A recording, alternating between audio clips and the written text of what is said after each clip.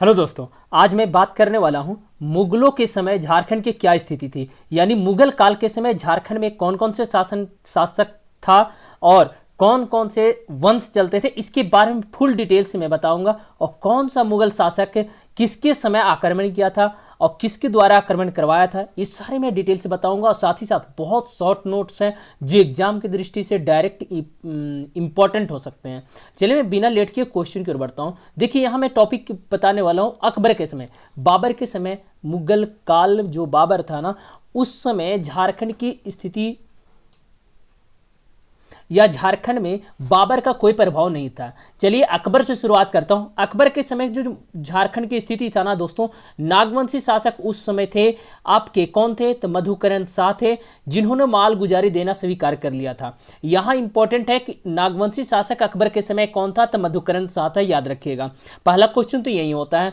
दूसरा जो होता है ना दोस्तों, आपसे पूछ देगा कि सिंह वंश के समय, यानी सिंह वंश के समय ही 1592 में मान सिंह ने राजमहल को राजधानी बनाया था। यानी उस समय आपका राजमहल क्षेत्रों में सिंह वंश का नेतृत्व था, वर्चस्व था। उस समय जो अकबर का सेनापति था मान सिंह, वो राजधानी बनाया था राजमहल को, याद रखिएगा। मान सिंह ने ही परकोटा व महल वाले नगरों को मिलाकर क्या बनाया था, अकबर नगर बनाया था, याद रखिएगा। बहुत इंपॉर्टेंट है, पूछता है कि अकबर के समय अकबर नगर का निर्माण कब करवाया गया था और किसने करवाया था, तो मानसी ने करवाया था, याद रखिएगा। 1592-93 के आसपास, याद रखिएगा। अब आगे बढ़ता हूं, अकबर के समय और क्या क्या झारखंड में हुए थे। देखिए आईने अकबरी के अनुसार, आईने अकबरी जो अकबर का एक उस समय का शासनकाल का जो एक दर्पण है, यानी कहने के बाद दिखाने का काम किया है, उस बुक में बताया गया है कि अकबर किस प्रकार काम करता था। आईने अकबरी के अनुसार छय और चंपा, हजारीबाग का जो परगना का क्षेत्र था छय और चंपा, वो बिहार के सूबा में शामिल हो गया था। और साथ ही साथ कितना कर देने का नेतृत्व किया था, बताया गया था 15,500 रुपया कर देता था, याद रखिएगा। छय और चंपा दोनों मिलाकर जो बिहार सूबा में शामिल किए गए थे अकबर के समय, याद रखिएगा। छय और चंपा को शामिल किया गया बिहार सूबा में, किसके शासनकाल में, तो अकबर के शासनकाल में, याद रखिएगा। अगला मैं बढ़ता हूं जहांगीर। अकबर के बाद जो मुगल का शासक आते हैं जहांगीर आते हैं, उसके समय अगर बात करेंगे ना, झारखंड की स्थिति और दयनीय हो गई थी। देखिए तुजुक ए जहांगीरी के में जहांगीर ने शंख नदी से स्थानीय लोगों द्वारा हीरे निकालने का वर्णन करता है। यानी कहने का मतलब जो जहांगीर है ना, जहांगीर की जो आत्मकथा है तुजुक ए जहांगीरी, उसमें शंख नदी का चर्चा किया गया है कि वहाँ हीरे निकाला जाता है स्थानीय लोगों के द्वारा, मतलब जो भी कोई वहाँ का लोकल व्यक्ति हो उसके द्वारा निकाला जाता है। यह चर्चा किए हैं कौन, जहांगीर ने किया अपने तुजुक ए जहांगीरी में, याद रखेगा। अब जो बिहार के सूबेदार थे इब्राहिम खान ने नागवंशी शासक दुर्जन साल को 12 वर्षों तक के लिए ग्वालियर के किले में बंद रखा था।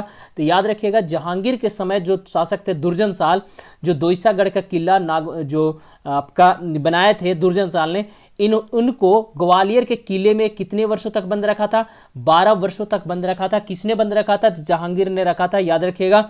और यही दुर्जन साल को छोड़ देते हैं कौन, जहांगीर। कब, ये हीरा पहचानने में क्या थे ना, परखने में महारत हासिल था इनको, दुर्जन साल को, ऐसा कहे हैं जहांगीर ने बोले हैं। और उनके दरबार में कोई हीरे को लेकर चर्चा के विषय में जब झगड़ा हो जाता है, मतभेद हो जाता है कि यह हीरा किस प्रकार का हीरा, तो कोई नहीं पहचान पाता, तो उस समय दुर्जन साल को कहाँ ग्वालियर के किले से बुलाया जाता है दरबार में, और हीरा पहचानने के कारण उनको क्या किया जाता है, रिहा कर दिया जाता, छोड़ दिया जाता है, जिससे और साथ ही साथ पुनः वे क्या बनते हैं, यहाँ नागवंशी शासक बन जाते हैं और 6,000 रुपया वार्षिक कर देने का स्वीकार भी कर लेते हैं। तो याद रखिएगा जो नागवंशी शासक थे जहांगीर के समय दुर्जन साल थे, याद रखिएगा, जिनको ग्वालियर के किले में बंद रखा गया था 12 वर्षों तक। आगे मैं बढ़ता हूँ, जहांगीर के बाद जो और भी इंपॉर्टेंट हो सकते हैं ना इनके बारे में, तो यहाँ से आता है चेरो शासक सहबल राय। सहबल राय को बंदी बनाकर दिल्ली ले गया था और बाघ से लड़ाया गया, जिसमें सहबल राय की मृत्यु हो जाती है। तो देखिए जहांगीर ने दो शासक, एक चेरो शासक और एक नागवंशी शासक, दोनों को किले में बंद करवाया, जबकि जो सहबल राय थे चेरो शासक, इनको तो बाघ से लड़वाया था और साथ ही साथ क्या हो गया था, मृत्यु हो गया। क्योंकि बाघ से लड़वा दिया तो इस बाघ से लड़ने के कारण इनकी मृत्यु हो जाती है, बाघ ने मार दिया होगा जान। अब देखिए शाहजहां के बारे में चर्चा करते हैं। शाहजहां ज़्यादा कुछ किया नहीं झारखंड में। इसके समय नागवंशी शासक दुर्जन साल ही था और चेरो शासक प्रताप राय था। प्रताप राय चेरो शासक था, जबकि दुर्जन साल यहाँ का नागवंशी शासक था। औरंगजेब के समय कुछ इंपॉर्टेंट होते हैं, देखिए घटनाएं होती हैं। औरंगजेब के समय जो रघुनाथ शाह था वो आपका नागवंशी शासक था। चेरो में अगर बात करेंगे, चेरो शासक कौन थे तो मेदिनी राय थे, याद रखिएगा। और यही मेदिनी राय के समय दाऊद खान ने आक्रमण करता है और मेदिनी राय को क्या करता है, इस्लाम धर्म तथा निश्चित कर देने का प्रस्ताव कर देता है। और मेदिनी राय नहीं माना और युद्ध की घोषणा कर दिया। नहीं होता कि आप इस्लाम धर्म अपना लो, दाऊद खान ने किसको बोला, मेदिनी राय को बोला, लेकिन मेदिनी राय जो था ना वो इस्लाम धर्म स्वीकार करना क्या कर दिया, मना कर दिया, युद्ध की घोषणा कर दिया।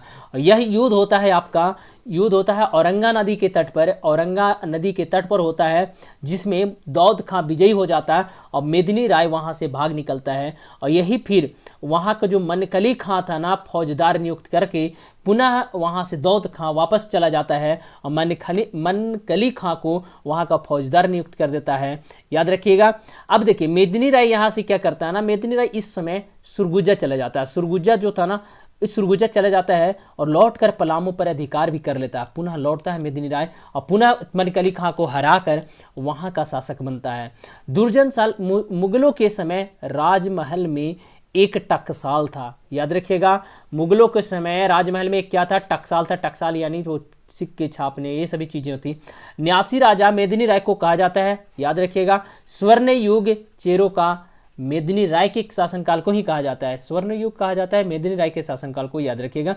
पलामू में सिंह द्वार को, ये इंपॉर्टेंट है, पलामू के किले का सिंह द्वार को अपने साथ दाऊद खां ले गया था और पलामू के किले में एक मस्जिद का निर्माण करवाता है, याद रखिएगा। तो ये जो है ना, पलामू के किले के अंदर एक मस्जिद का निर्माण किसने करवाता था, दाऊद खां ने करवाया था, याद रखिएगा। पलामू के किले में, वो भी पलामू के नए किले में, याद रखिएगा।